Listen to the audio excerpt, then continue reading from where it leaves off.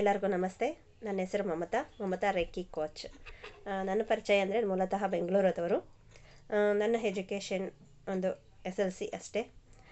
ನಾನು ಈ ರೇಖಿ ಪಾತ್ಗೆ ಬಂದಿರೋದು ಬಂದು ನಾನು ಕೋಚ್ ಆಗಬೇಕು ಅಂದ್ಕೊಂಡಿರೋದು ಬಂದು ನನ್ನಂಥವರು ತುಂಬ ಜನ ನಾನು ಏನೂ ಸಾಧನೆ ಮಾಡೋಕ್ಕಾಗಲ್ಲ, ಗೃಹಿಣಿಯಾಗಿ ಸಾಧನೆ ಮಾಡೋಕ್ಕಾಗಲ್ಲ, ಇನ್ನೊಂದು ಎಲ್ಲದಕ್ಕೂ ಒಂದು ಚಿಕಿತ್ಸಾ ವಿಧಾನ ಅಂದರೆ ಚಿಕಿತ್ಸಾ ವಿಧಾನ ಅಂದರೆ ಹಾಸ್ಪಿಟಲೈಸ್ಗೆ ಹೋಗಬೇಕು. ಮಕ್ಕಳಿಗೇನಾದರೂ ಹುಷಾರಿಲ್ಲ, ಮತ್ತು ಮನೆಯವ್ರಿಗೆ ಹುಷಾರಿಲ್ಲ, ಇಲ್ಲಾಂದರೆ ನಮಗೇನಾದರೂ ಆದರೆ ಪ್ರತಿಯೊಂದಕ್ಕೂ ಹೋಗಬೇಕು, ಮೆಡಿಷನ್ ತಗೋಬೇಕು. ಮತ್ತು ಅದರಿಂದ ಸೈಡ್ ಎಫೆಕ್ಟು ಆ ಥರ ಇರುತ್ತೆ.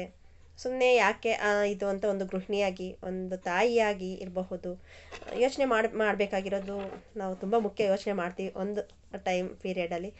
ಅದಕ್ಕೋಸ್ಕರ ನಾನು ಈ ರೇಖೆಗೆ ಬಂದರೆ ಹೀಲಿಂಗ್ ಪರ್ಪಸ್ಸಾಗೆ ನಾನು ಬಂದಿತ್ತು.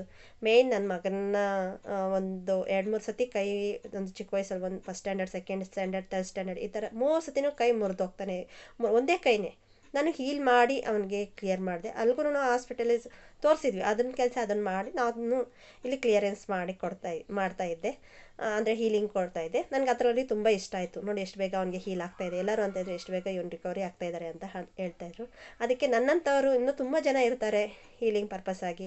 ಮತ್ತು ಎಜುಕೇಷನ್ನು ಒಂದು ಏನೋ ಸಾಧನೆ ಮಾಡಬೇಕು ಅನ್ನೋದು ಒಂದು ಉದ್ದೇಶ.